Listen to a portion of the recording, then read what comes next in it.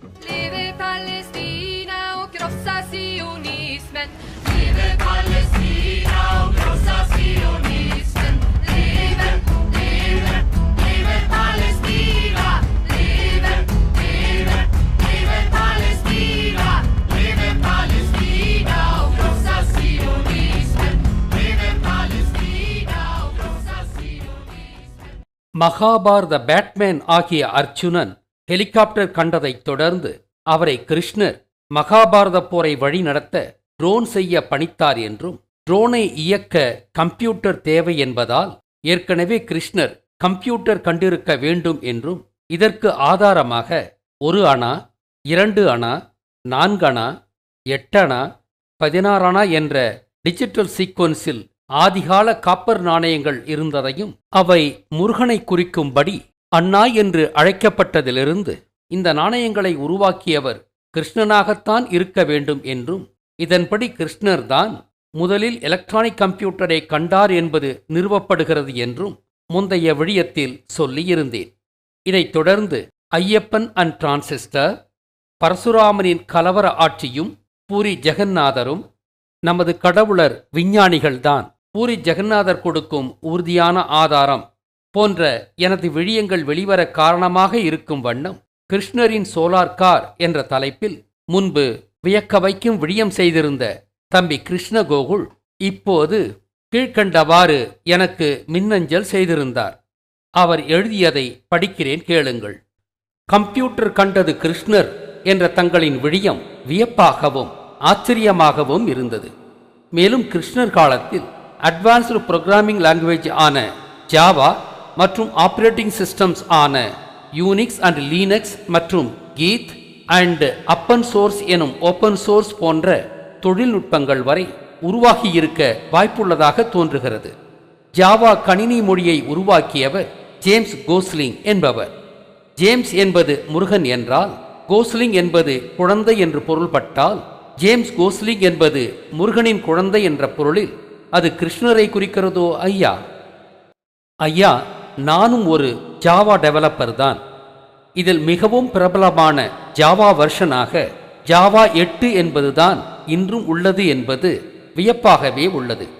மேலும் சுபத்திரையை குறிக்கும் சுமத்ரா தீவுக்கு பக்கத்தில்தான் ஜாவா தீவும் உள்ளதென்பதும் கிருஷ்ணரையே நினைவுபடுத்துகிறது. அறை எண் 305 கடவுள் என்ற படத்தில் சந்தானமும் கஞ்சா கருப்பும் நிலவுக்குச் செல்லும் காட்சி வரும்.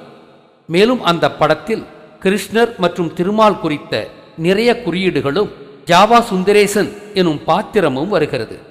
இதிலிருந்து ஜாவாவை உருவாக்கியது கிருஷ்ணர், அதை மேம்படுத்தியது திருமாலாக இருக்க வாய்ப்புள்ளது. ஜாவாவின் லோகோ என்பது காஃபி கப் ஐயா. இது திருமாலின் கும்பகோணம் டிகிரி காஃபியாக இருக்கலாமே. மேலும் ஆர்டிஃபிஷியல் இன்டெலிஜென்ஸில் பயன்படுத்தப்படும் பைத்தான் லாங்குவேஜ் ஏன் திருமாலின் 5 தலை நாகத்தை குறிக்கக்கூடாது? மேல் கூறிய எனது ஊகங்களை தாங்கள் நோக்க வேண்டுகிறேன் ஐயா. கிருஷ்ண கோகுலின் மின்னஞ்சல் என்னை இன்ப அதிர்ச்சியில் தள்ளியது. அவருக்கு வாழ்த்துச் சொன்ன நான், சுபத்ரா தீவுக்கருகில் ஜாவா தீவு உள்ளதால் மட்டும் ஜாவா என்பது கிருஷ்ணனை குறிக்காது. நிர்வாணமடைந்து ஜீவ சமாதியான நமது கடவுளர் அனைவரும் சாவாவரம் பெற்றவர்கள்தானே. எனவே நமது கடவுளர் அனைவரும் ஜாவாதான். எனவே கம்ப்யூட்டர் சாஃப்ட்வேர் நமது கடவுளரால் இயற்றப்பட்டது என்பதை இந்த ஜாவா என்ற பெயரால் யூதன் நினைவு கூர்ந்துள்ளான் என்றேன். இந்த ஜாவா சாஃப்ட்வேரின் லோகோ காஃபி கப் என்பது உண்மையிலேயே என்னை உறைய வைத்தது. கும்பகோணம் டிகிரி காஃபியை கொண்டு திருமால் பிறந்த ஊர் கும்பகோணம்தான் என்பதை பிராமணன் தக்க வைத்துள்ளான் என்பதை தகுந்த ஆதாரங்களோடு ஓராண்டுக்கு முன்பு நான் நிறுவியிருந்ததை தம்பி கிருஷ்ணகோகுல் எனக்கு நினைவூட்டினார். ஆக சாவாவரம் பெற்ற நமது கடவுளர்தான் கம்ப்யூட்டர் சாஃப்ட்வேர் முதலாக உருவாக்கியவர்கள் என்பதை மறைமுகமாக குறிக்கும்படி இப்போதுள்ள கம்ப்யூட்டர் சாஃப்ட்வேர்களில் ஒன்றுக்கு ஜாவா என்று பெயரிட்டதும், அதில் பிரபலமான ஜாவா வெர்ஷனை ஜாவா 8 என்று கிருஷ்ணனை நினைவுகூறும் விதமாக அழைத்ததும், அந்த ஜாவா சாஃப்ட்வேரின் லோகோவாக திருமாலின் கும்பகோணம் டிகிரி காப்பியை குறிக்கும் வகையில் காஃபி கப்பாக இருப்பதும், கிருஷ்ணன் மற்றும் திருமால் கம்ப்யூட்டர் விஞ்ஞானிகள் என்பதை ஐயந்திரிபர நிறுவிவிட்டன. இதை நான் தம்பி சக்கரவர்த்தியிடம் சொல்லிக் கொண்டிருந்த போது ஜாவா லோகோவின் காஃபி கப் திருமாலை குறிக்கும்படி நீல வண்ணத்தில் உள்ளது என்று காண்பித்தார். அது மட்டுமல்ல, விஷுவல் பேசிக் மற்றும் விஷுவல் ஸ்டுடியோ போன்றவற்றின் லோகோ கூட கிருஷ்ணனை குறிக்கும்படி இன்ஃபினிட்டி வடிவில் உள்ளதையும் காண்பித்தார். மேலும் ஆர்டிஃபிஷியல் இன்டெலிஜென்ஸில் பயன்படுத்தப்படும் பைத்தான் லாங்குவேஜ் ஏன் திருமாலின் 5 தலை நாகத்தை குறிக்கக்கூடாது என்றும் கிருஷ்ணகோகுல் எழுதியிருந்தது எனக்கு வியப்பை ஏற்படுத்தியது. பைத்தான் எனும் பாம்பை குறிக்கும் சொல்லுக்கு ஆங்கிலத்தில் சரியான சொல் மூலம் இல்லை.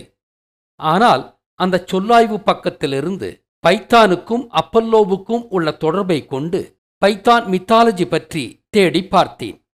அந்த கதையில் ஜியஸ் எனும் முருகன், ஹெரா எனும் சரசுவதி, லெட்டோ எனும் வள்ளி, வள்ளியின் பிள்ளைகளான அப்பல்லோ எனும் ராவணனும், ஆர்டமிஸ் எனும் பெண்பால் கிருஷ்ணனும் மற்றும் சரசுவதியால் அனுப்பப்பட்ட பைத்தான் எனும் பாம்பு ஆகியவர்கள் வருவதைக் கொண்டு இந்த பாம்பு ஞானத்தை குறிக்கும் குண்டலினி பாம்புதான் என்பதை புரிந்து கொண்டேன். ஞானம் என்பது வெண்மை நிறத்தால் அடையாளப்படுத்தப்படுவதால் ஒளி பெற்றவன் என்ற பொருளில் வை பிளஸ் தான், வைத்தான், பைத்தான் என்ற பெயர் குண்டலினி பாம்பிற்கு வந்தது. வை என்றால் ஒளி என்று பொருள். வைரம் என்ற சொல் ஞாபகம் வருகிறதா? பைத்தான் பற்றி இப்படி நான் சொன்னவுடன் தம்பி சக்கரவர்த்தி பைத்தான் சாஃப்ட்வேரின் லோகோவை எனக்கு காண்பித்தார். இங்கு பிளஸ் என்ற வடிவில் 2 பாம்புகள் உள்ளன பாருங்கள். இந்த 2 பாம்புகள் குண்டலினி பாம்புகளைத்தான் குறிக்கின்றன. இங்கு பிளஸ் என்பது உயிர்த்தலை குறிக்கும்படி முருகன் உருவாக்கிய கூட்டல் குறியீடு என்று நான் ஏற்கனவே நிறுவியுள்ளேன். அதுவேதான் சிலுவையும் ஆனது என்றும் நான் ஏற்கனவே நிறுவியுள்ளேன். நான் பைத்தான் பற்றி நினைத்தது இப்படி 100% உண்மையானது கண்டு மிகவும் வியப்புற்றேன்.